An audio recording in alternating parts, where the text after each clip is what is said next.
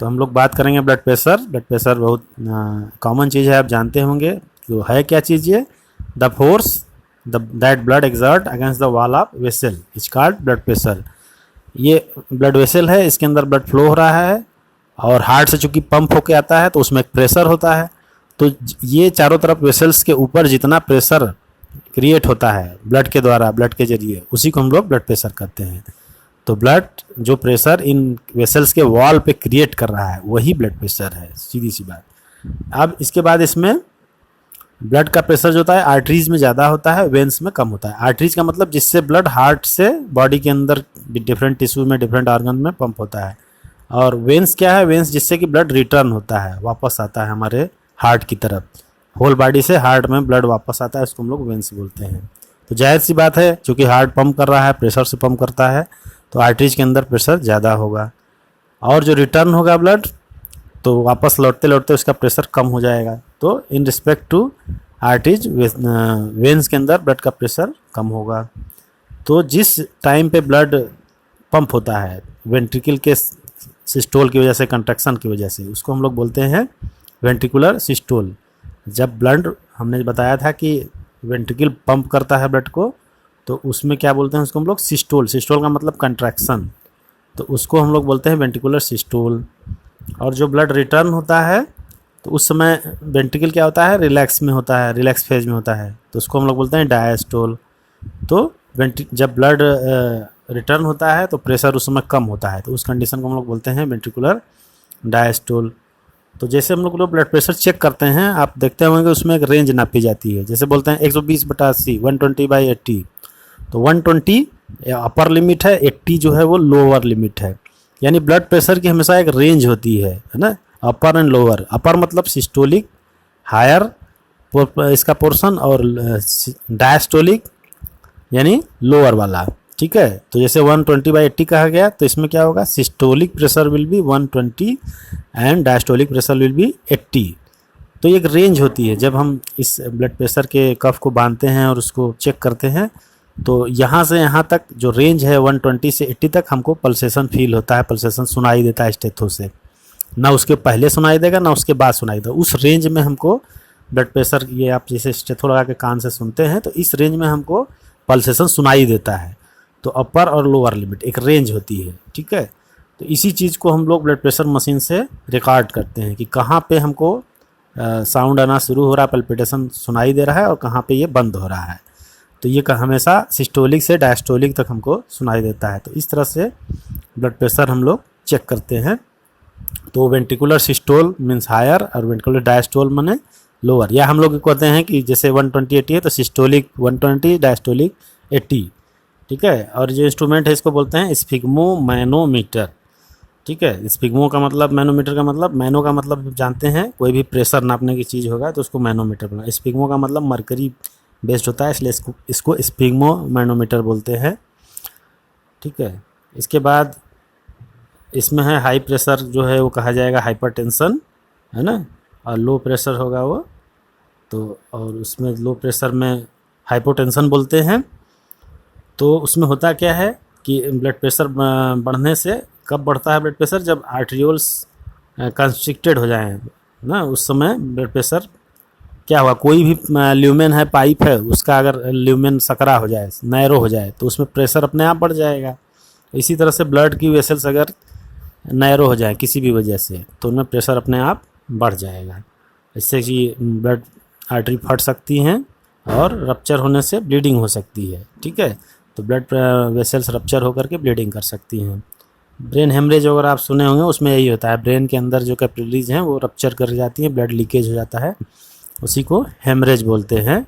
Brain haemorrhage आप सुने होंगे। हेमरेज कहीं भी बॉडी में हो सकता है प्रेशर हाई होने की वजह से, ऐसा ज़रूरी नहीं कि ब्रेन में ही हो, इंटेस्टाइनल कहीं भी हो सकता है।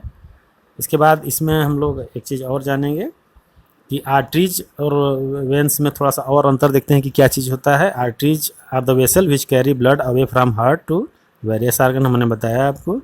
तो ब्लड जब भी हार्ट से निकलता है तो अंडर हाई प्रेशर होता है, इसीलिए आर्टरीज की जो वाल्स होती हैं वो कैसी होनी चाहिए? थिक होनी चाहिए और इलास्टिक भी होनी चाहिए। अगर आर्टरीज की वाल इलास्टिक होगी और थिक होगी तो क्या होगा? प्रेशर जब बढ़ेगा एकदम से तेज़ी से आर्टरीज के अंदर, तो वो आराम से उसको फटेगी भी नहीं वो, और आराम से वो उसको एसिमुलेट कर लेंगे, उनको लोड कर लेंगी, ठीक है। तो अचानक से जब बाढ़ जैसा आएगा, पंप एकदम झटके से ब्लड आएगा, उसमें वो रप्चर नहीं होगा, इलास्टिसिटी होगी और थिक होने की वजह से मजबूती भी रहेगी उनमें। तो दोनों फ़ायदा हो गया आपका ना, थिक भी है इलास्टिक भी है, तो फिर उसमें लीकेज का चांस नहीं होगा। वेंस उतना थिक होने की ज़रूरत नहीं होती, क्योंकि उसमें रिटर्निंग ब्लड होता है। रिटर्निंग ब्लड में प्रेशर अपने आप थोड़ा सा कम हो चुका होता है, और वो उसकी वजह से उनमें बहुत थिकनेस या बहुत स्ट्रांग होने की ज़रूरत नहीं होती है। इसके बजाय उनमें वाल्व होता है। जैसे मान लीजिए हमारे पैर में ब्लड है, पैर से ऊपर हार्ट तक आना है, हम खड़े हैं मान लीजिए, तो नीचे से ऊपर आने में हो सकता है कि ब्लड रिटर्न हो जाए, नीचे से ऊपर चढ़ने में हो सकता है कि ब्लड बैक फ्लो हो जाए। तो उसके लिए बीच बीच में वाल्व होते हैं कि थोड़ा सा ब्लड चढ़ा, फिर वाल्व बंद हो गया, फिर थोड़ा सा ऊपर और आया, फिर वाल्व बंद हो गया, है ना। फाटक की तरह, जैसे बीच बीच में एक बैरियर की तरह, कि ऊपर तो जाने देगा मगर नीचे वापस नहीं रिटर्न होने देगा। तो इस तरह के वाल्व्स होते हैं। जैसे आपने हार्ट में वाल्व देखा था ना, कि ब्लड को वन डायरेक्शन, यूनिडायरेक्शनल होता है, दूसरे डायरेक्शन में बैक फ्लो नहीं होने देता। उसी तरह हमारे वेंस के अंदर भी छोटे छोटे वाल्व्स होते हैं जो ब्लड को वापस नहीं जाने देता। ऐसा नहीं कि ब्लड पैर से सर की तरफ, हार्ट की तरफ आ रहा है तो फिर से वो बैक फ्लो हो जाए। हाँ, बीमारी में ऐसा होता है, जब हार्ट कमज़ोर हो जाता है या वेंस की जो वाल्व्स हैं वो कमज़ोर पड़ जाते हैं, तब ये ज़रूर होता है कि ब्लड नीचे पैर में इकट्ठा होने लगता है, वेरिकोज वेन उनको बोलते हैं। तो वो सब चीज़ें अलग हैं। तो इस तरह से हम देखते हैं कि आर्टरीज से पूरे बॉडी में ब्लड की सप्लाई होती है और वेन से वापस आता है, ठीक है। इसके अलावा जो आर्टरीज हैं हमारी, वो डायरेक्टली टिश्यू तक नहीं जाती हैं। आर्टरीज टिश्यू से तक जाने से पहले छोटी छोटी और स्मॉलर एंड स्मॉलर वेसल में डिवाइड हो जाती हैं, ताकि वो हर सेल तक अपने ब्लड को, ऑक्सीजन को, न्यूट्रिशन ग्लूकोज को पहुंचा सके। इसके लिए जो छोटे स्ट्रक्चर बन जाते हैं, मतलब आर्टरीज ही स्मॉल कैपिलरीज, छोटी छोटी महीन महीन वेसल में डिवाइड होती हैं, जिनको हम लोग कैपिलरीज बोलते हैं। इनकी जो वाल होती है वो 1 सेल थिक होती है। जनरली जो आर्टरीज होती हैं उनकी वाल 3 लेयर्ड होती हैं, एंडोथेलियम, मेसोथेलियम और एक्सोथेलियम, ऐसे 3 लेयर की होती है ना। लेकिन यहाँ पे सिंगल लेयर होती है, सिंगल सेल्ड होती है। इससे क्या होता है कि आसानी से एक्सचेंज हो जाता है, और महीन होती हैं, बहुत ही नैरो ल्यूमेन होता है, आसानी से हर जगह पहुँच जाती है। तो exchange of material between blood and surrounding sale tax place across the thin वाल। तो थिन वाल होने की वजह से आराम से एक्सचेंज भी हो जाता है, ठीक है। ब्लड और सराउंडिंग टिश्यू के बीच में जो भी मटेरियल है, oxygen, carbon dioxide, glucose, waste material, सबका एक्सचेंज हो जाता है। फिर वापस टिश्यू से ये क्या होता है, कैपिलरी, जैसे कि आर्टरीज गई और कैपिलरीज में डिवाइड हो गई, डिवाइड होकर के ये क्या होंगी, वापस फिर कलेक्ट हो जाएंगी एक जगह, एग्रीगेट होकर के फिर से ये एक वेसल बना लेंगी। तो मतलब आप जैसे होता है ना, एक ब्रांच की तरह पहले ब्रांचिंग हुई, फिर वो एक ही में जुड़ के वापस फिर इकट्ठा हो गई, इकट्ठा होकर के फिर वो फिर वेसल बना लेंगे। लेकिन उसको अब हम आर्टरी नहीं बोलेंगे, अब उसको हम वेंस बोलेंगे, ठीक है। तो अब कंडीशन चेंज हो जाएगी। जैसे इस डायग्राम में आपने देखा था ना, लंग्स में, यहाँ पे देखिए, यहाँ पे देखिए, यहाँ पे आर्टरीज हैं ऐसे, ये डिवाइड हो गई छोटी छोटी कैपिलरीज में, और कैपिलरीज से फिर ये वेंस बना ली। तो कहीं कुछ टूटा नहीं, ब्रेक नहीं हुआ, बस ये महीन कैपिलरीज में हो गई। ये आर्टरीज है, इसके बाद ये आपका कैपिलरीज हो गया, फिर ये वेन में बना लिया। इसमें नाम अलग है, पल्मोनरी वेन, वो हम बाद में बताएंगे कैसे होता है, वो हायर लेवल में आप पढ़ेंगे। लेकिन मतलब ये इसी तरह से होता है। तो आप ये समझ गए होंगे किस तरह से, यही जो हमने लंग्स में दिखाया, यही टिश्यूज के अंदर भी यही सिस्टम होता है, इससे कोई डिफरेंस नहीं होता है। तो इस तरह से एक्सचेंज करके फिर वो वापस से जो भी ब्लड है वो आ जाता है वेंस के अंदर, और वेन से फिर वापस आप जानते हैं कि वो हार्ट में आ जाता है। तो पूरा एक सर्किट है। यहाँ पे एक बार आप फिर से इसको समझ लीजिए।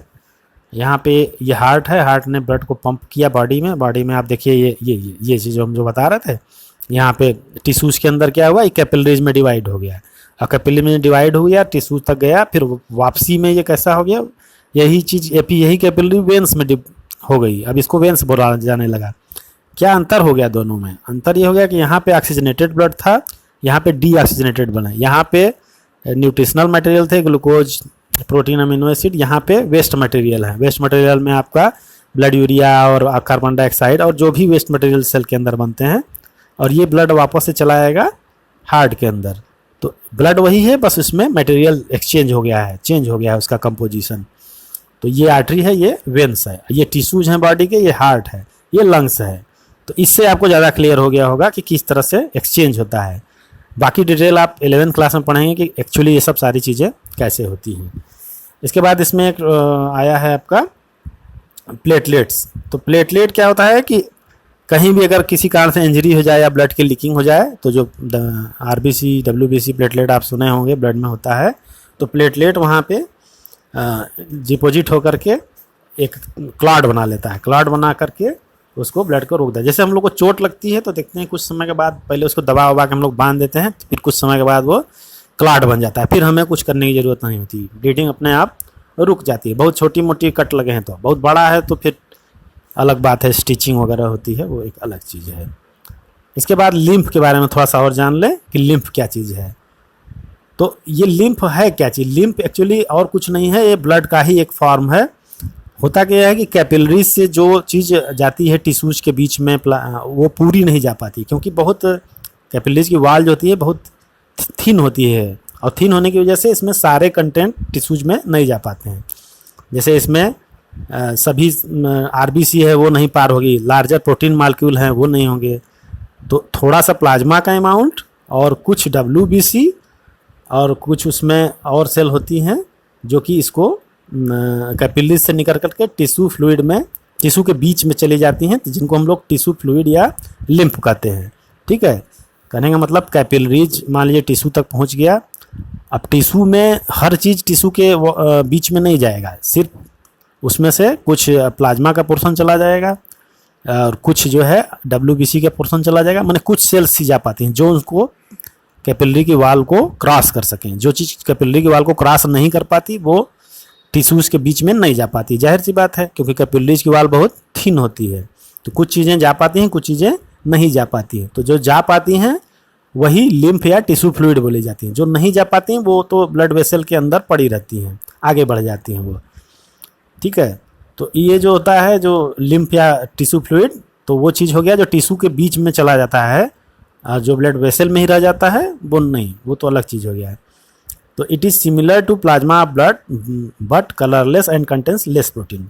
तो लिम्फ क्या चीज़ है? सिमिलर टू प्लाज्मा या blood but colourless and contains less protein. वही चीज़ हमने बताया ना, है ये ब्लड ही एक तरह का, लेकिन इसमें ब्लड के सारे कंटेंट नहीं है। तो हम ये कह सकते हैं कि lymph is a part of blood, है ना। Lymph is a part of blood which contains plasma और certain cells and less protein, है ना। कुछ उसमें सेल्स भी जाती हैं, कुछ प्रोटीन्स भी जाती हैं, और प्लाज्मा वाला पोर्शन बाकी उसमें रहता है। बाकी ब्लड के सारे कंटेंट नहीं रहते। ब्लड का ही एक मतलब हम कह सकते हैं कि फिल्टर्ड फॉर्म है ना, क्योंकि कैपिलरीज से हर चीज़ उसमें टिश्यू के बीच में नहीं जा पाती। तो ब्लड का एक माइक्रो फिल्ट्रेट आप कह लीजिए लिम्फ है। अब समझ गए होंगे आप बात को। फिर ये क्या होता है, ये वापस भी आता है, ऐसा नहीं कि टिश्यू में चला गया तो वहीं पड़ा रहेगा। ये फिर छोटी छोटी लिम्फ वेसल बनाती है ना। तो लिम्फ वेसल से फिर लार्ज लिम्फ वेसल बनेगी, फिर लार्ज लिम्फ वेसल आकर के वापस से फिर वेन में खुल जाएगा। तो टिश्यू में जो भी हमारा फ्लूइड गया, सेल्स गई, वो लिम्फ वेसल्स के थ्रू वापस आके फिर हमारे वेसल्स में, वेंस में मिल जाती है। तो एक तरह से ये सर्किट की तरह एक्सचेंज होता रहता है।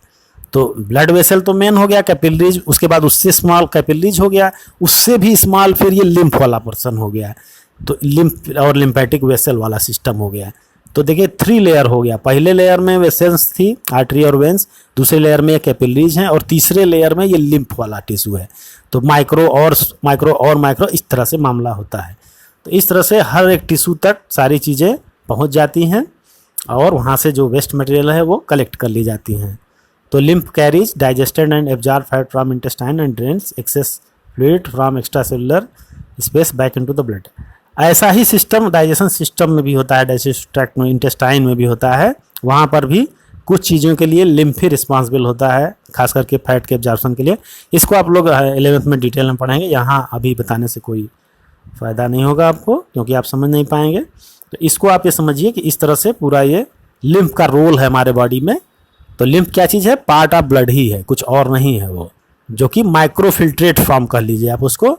उसमें प्लाज्मा पोर्शन होता है और कुछ WBC की सेल्स होती हैं, और बाकी स्मॉल प्रोटीन्स होते हैं। लार्जर प्रोटीन मालिक्यूल RBC ये सब लिम्फ के अंदर नहीं होते हैं। ठीक है।